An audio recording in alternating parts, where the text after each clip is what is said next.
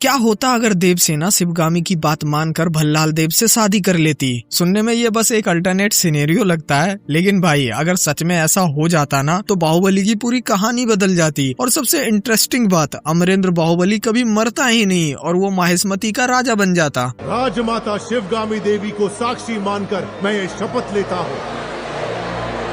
लेकिन इसका मतलब ये बिल्कुल नहीं था कि माहिष्मती में सब कुछ अच्छा होता, नहीं, क्योंकि असली प्रॉब्लम देवसेना नहीं थी, असली प्रॉब्लम थी भल्लाल देव की इनसिक्योरिटी। अब भाई उस सीन पर वापस चलते हैं जब बाहुबली देवसेना को लेकर माहिष्मती पहुंचता है। बाहुबली को लगता है कि राजमाता शिवगामी ने उसके और देवसेना के रिश्ते को एक्सेप्ट कर लिया है। देवसेना भी खुश है, लेकिन महल पहुंचते ही पता चलता है कि शिवगामी ने देवसेना का हाथ बाहुबली के लिए नहीं बल्कि भल्लाल देव के लिए मांगा था। और यहीं से ओरिजिनल स्टोरी में सब कुछ बदल जाता है। देवसेना सबके सामने मना कर देती है, बाहुबली उसका साथ देता है, शिवगामी का ईगो हर्ट होता है और भल्लाल देव को बाहुबली के अगेंस्ट अपना सबसे बड़ा वेपन मिल जाता है। बट भाई क्या होता अगर देवसेना उस वक्त कुछ बोलती ही नहीं? क्या होता अगर वो शिवगामी का डिसीजन एक्सेप्ट करके भल्लाल देव से शादी कर लेती? तो फिर कहानी में क्या क्या चेंजेस होते और इसका इम्पैक्ट माहिष्मती पे कितना पड़ता? आइए जानते हैं इस अल्टरनेट सिनेरियो को डिटेल्स में। शिवगामी की बहू पर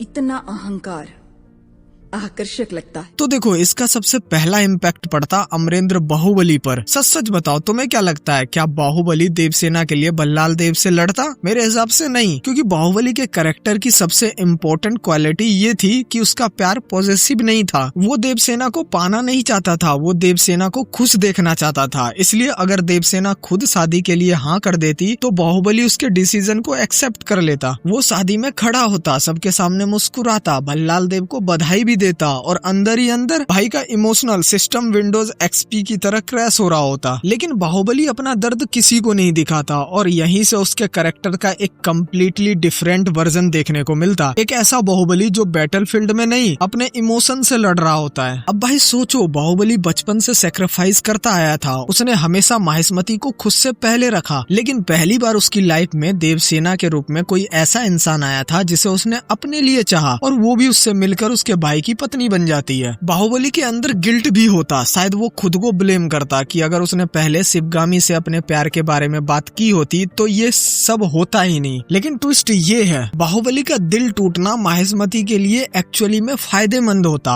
वो कैसे? तो देखो, क्योंकि ओरिजिनल स्टोरी में देवसेना की वजह से बाहुबली और शिवगामी के बीच डिस्टेंस क्रिएट हुआ था, लेकिन इस टाइम लाइन में वो कॉन्फ्लिक्ट होता ही नहीं। बाहुबली शिवगामी का फेवरेट बेटा बना रहता, जनता उसे प्यार करती, कटप्पा उसका लॉयल रहता और सबसे इम्पोर्टेंट, बाहुबली माहिष्मती का राजा बन जाता। अब कहानी इंटरेस्टिंग होती, क्योंकि एक तरफ माहिष्मती का राजा अमरेंद्र बाहुबली और दूसरी तरफ भल्लाल देव की पत्नी देवसेना। टेक्निकली देखा जाए तो भल्लाल देव को वो मिल चुका था जो वो चाहता था, तो अब उसे खुश होना चाहिए था, राइट? नहीं भाई, क्योंकि भल्लाल देव की प्रॉब्लम देवसेना कभी थी ही नहीं, उसकी असली प्रॉब्लम बाहुबली था। बचपन से भल्लाल देव को बाहुबली से कंपेयर किया गया, दोनों ने सेम ट्रेनिंग ली, दोनों पावरफुल थे, दोनों इंटेलिजेंट थे, लेकिन जब भी जनता को चूज करना होता बाहुबली, जब शिवगामी को चूज करना होता बाहुबली, जब कटप्पा किसी पर प्राउड करता बाहुबली। भाई एक टाइम के बाद भल्लाल देव को ऐसा लगने लगा होगा कि वो अपनी लाइफ का मेन कैरेक्टर नहीं, बाहुबली मूवी का साइड विलन है। तुम्हें अपने सिर आंखों पर बिठाया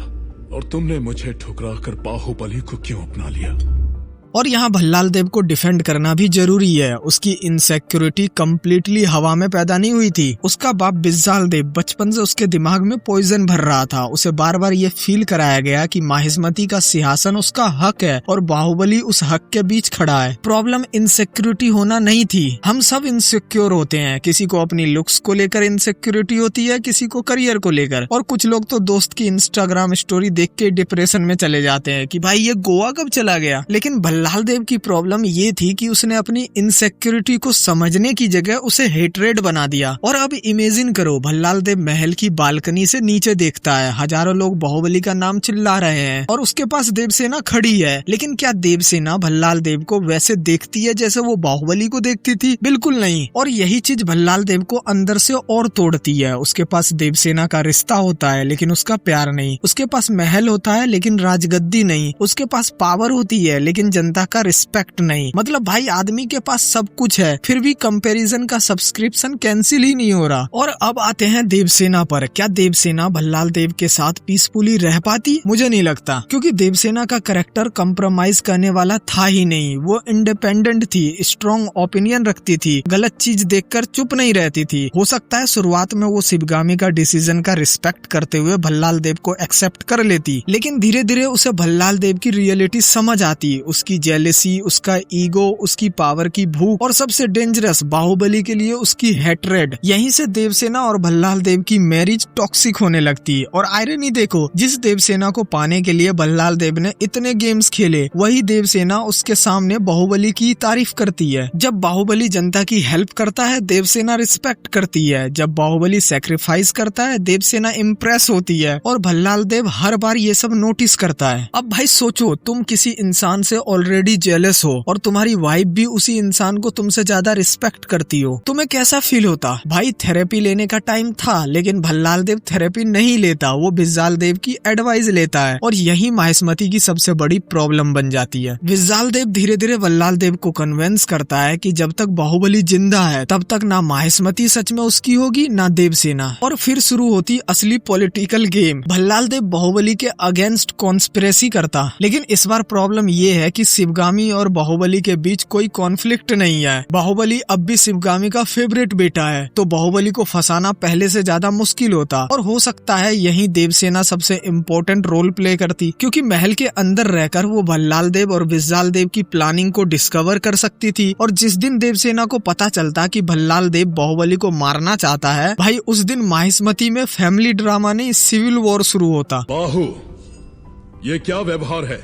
तुम पीड़ित को धमका रहे हो। एक तरफ भल्लाल देव और विज़ाल देव, दूसरी तरफ बाहुबली, शिवगामी, कटप्पा और शायद खुद देवसेना भी। और मेरे हिसाब से इस टाइमलाइन में भल्लाल देव ओरिजिनल स्टोरी से भी जल्दी हार जाता, क्योंकि ओरिजिनल स्टोरी में उसकी सबसे बड़ी स्ट्रेंथ थी शिवगामी और बाहुबली के बीच मिसअंडरस्टैंडिंग। लेकिन यहाँ वो मिसअंडरस्टैंडिंग कभी हुई ही नहीं। इसलिए देवसेना का भल्लाल देव से शादी करना बाहुबली के प्यार को जरूर अधूरा छोड़ जाता, लेकिन इससे बाहुबली की जान बच जाती और माहिष्मती को एक पावरफुल राजा मिलता। लेकिन उस महल के अंदर एक ऐसा इंसान भी रहता जो हर दिन अपने भाई के पॉपुलैरिटी से जलता। और यही भल्लाल देव की ट्रेजेडी है। उसे देवसेना मिल जाती फिर भी वो खुश नहीं होता, उसे पावर मिल जाती फिर भी वो सेटिस्फाइड नहीं होता। क्योंकि कुछ लोगों की प्रॉब्लम ये नहीं होती कि उनके पास क्या नहीं है, उनकी प्रॉब्लम ये होती है कि दूसरे के पास उनसे ज्यादा क्यों है। और शायद इसलिए भल्लाल देव की सबसे बड़ी हार बैटलफील्ड में नहीं हुई होती, उसकी हार उसी दिन हो गई थी जब उसने अपनी खुशी ढूंढना छोड़कर बाहुबली की खुशी छीनना अपनी जिंदगी का पर्पस बना लिया। बाकी इस पे आपका क्या ओपिनियन है मुझे कमेंट करके जरूर बताना। एंड मुझे नहीं पता था कि आप लोग मेरी वीडियो का इतना वेट करते हो। देखो भाई श्लोक भाई ने क्या लिखा है, भाई वीडियो कब आ रहा है भाई, प्लीज मुझे गाँव जाना है, उधर वाईफाई नहीं है, please try fast as possible. बाकी ऐसे ही अच्छे अच्छे कॉमेंट करता रहा करो यार, मैं सारे कॉमेंट रीड करता हूँ और मुझे कॉमेंट पढ़ के बहुत मजा आता है यार,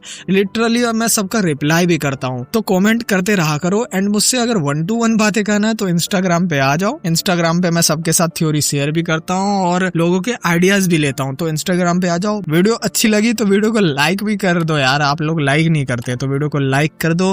नीचे कॉमेंट सेक्शन में एक हाइप का बटन होगा तो हाइप भी कर दो। मिलते हैं नेक्स्ट वीडियो के साथ, तब तक के लिए bye bye, tata, take care, जय हिंद, जय भारत।